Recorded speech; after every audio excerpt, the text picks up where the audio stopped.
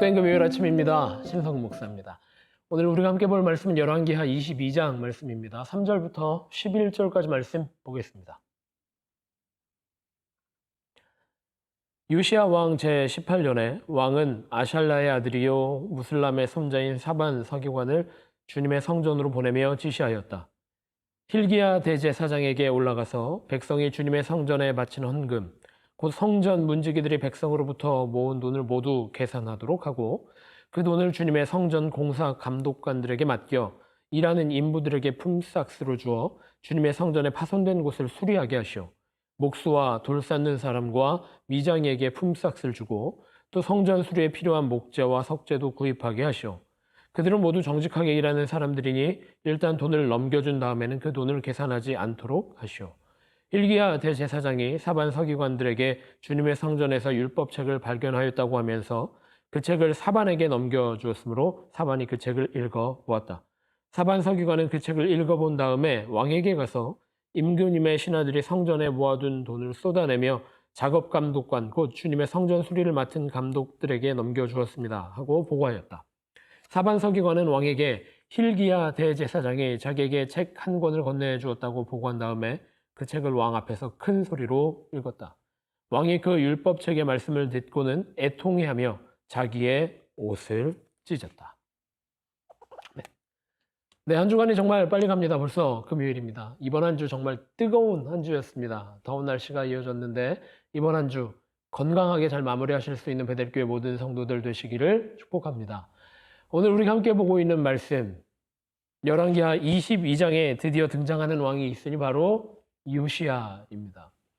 21장까지의 말씀을 보면 므낫세, 그 이후에도 왕들이 하나님 보시기에 좋지 않은 일들만 반복적으로 이어갔게 되었고 결국에는 그 왕들은 실패한 왕들이 될 수밖에 없었습니다. 하지만 요시야 왕이 등장하게 되는데 요시야는 하나님 앞에 좌로나 우로나 치우치지 않고 다윗 왕과 같이 하나님의 말씀을 청종하였더라라는 평가를 받는 왕으로 기록되게 됩니다. 그 왕이 바로 요시야입니다.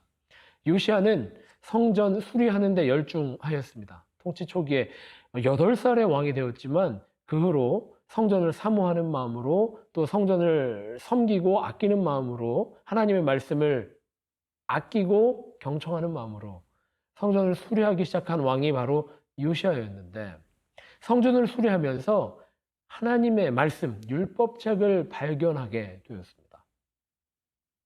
요시야 왕은 이 말씀이 선포되어지는 것을 들으며 애통하고 눈물을 흘릴 수밖에 없었습니다. 이유는 한 가지입니다. 유다의 백성들이 하나님의 말씀에서 많이 벗어나 있었음을 다시 한번 확인했기 때문입니다. 그리고 요시야는 그 말씀을 붙들고 통치를 하나님 보시기에 좋은 통치로 이끌어갈 수 있는 왕이 되었다라는 것이 바로 열왕기하 22장 요시야 왕 통치 시기의 기록이다라는 것을 우리가 말씀을 읽어나가며 확인할 수 있게 됩니다. 요시야 왕은 유다 왕국의 마지막 찬란한 시기였다라고 평가받을 수 있습니다. 요시야 왕 이후로 다시 유다 왕들은 어리석은 또 악한 일들을 반복하게 되고 또 유다 왕국이 망하게 되는 빌미를 제공하게 되는데 요시야 왕 때에는 유다 왕국이 아주 좋은 시절을 보내게 됩니다. 하나님 보시기에 좋은 시절을 보내게 됐다라는 것입니다. 마지막 기회였을 수 있습니다. 유다 왕국에게 정말 마지막 기회였을 수 있습니다. 그 힘이, 그 원동력이 어디서 나왔느냐? 바로 말씀을 사모하는 마음이었다라는 것입니다. 열왕기에 많은 통치자들의 이름이 기록됩니다.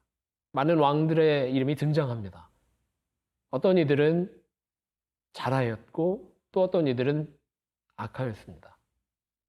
근데 그 기준이 되는 것은 결국 요시야 왕을 통해서 드러나게 되는데 하나님의 말씀을 얼마나 사모하느냐, 하나님의 말씀에 얼마나 귀 기울이고 있느냐라는 것이 그 통치의 기준이었다라는 것입니다. 통치의 평가를 하는, 통치에 대한 점수를 매길 수 있는 유일한 근거였다라는 것이죠. 요시야가 성전 수리하는 것도 마찬가지였을 것입니다. 하나님의 말씀이 선포되어지고 하나님의 말씀이 보관되어져 있는 성전을 사모하는 마음으로, 사랑하는 마음으로 성전의 구석구석을 관심 갖고 수리하였다라는 것을 우리가 유추해 볼 수 있다라는 것이죠. 오늘 하루 여러분들은 무엇으로 살아가시겠습니까? 무엇이 여러분의 동력이 되게 하시겠습니까? 무엇에 여러분의 인생을 맡기시겠습니까? 여러분의 한 걸음 한 걸음을 무엇으로 안내받으며 살아가실 수 있겠습니까? 열왕기 말씀은 아주 강력하게 이야기하고 있습니다. 열왕기 말씀은 아주 분명하게 기록하고 있습니다. 하나님의 보시기에 좋은 삶은, 하나님이 보시기에 좋은 인생은, 하나님이 보시기에 좋은 헌신자의 삶은 바로 말씀에 붙들린 삶이라는 겁니다. 말씀에 귀 기울인 삶, 말씀에 순종하는 삶, 말씀을 사모하는 삶, 그것이야말로 우리의 삶의 동력이고 우리의 삶을 주님께서 인도하시는 생명길로 걸어가게 하는 힘이 되고 비결이 된다라고 하는 사실을 오늘 말씀을 보면 우리 다시 한번 깨닫게 됩니다. 한 주를 마무리하며 오늘도 주신 말씀으로 또 묵상의 내용으로 지혜 있는 자로, 능력 있는 자로, 생명력 있는 삶을 살아가는 베델교회 모든 성도들 되시기를 축복합니다. 그렇게 기도하겠습니다. 하나님 감사합니다. 오늘도 우리에게 말씀하여 주시고 오늘도 우리가 말씀에 귀 기울이게 하여 주시고 오늘도 말씀 붙들고 살아갈 수 있도록 인도하여 주시니 감사합니다. 말씀이 우리의 호흡이 되게 하여 주시고 말씀이 우리의 길잡이가 되게 하여 주셔서 주님 주시는 길, 주님께서 인도하시는 길을 따라 승리할 수 있는 우리 모두가 될 수 있도록 인도하여 주옵소서. 그렇게 기도하고 기대하는 마음으로 오늘 하루 승리하는 베델교회 모든 성도들 되시기를 간절히 기도하고 축복합니다.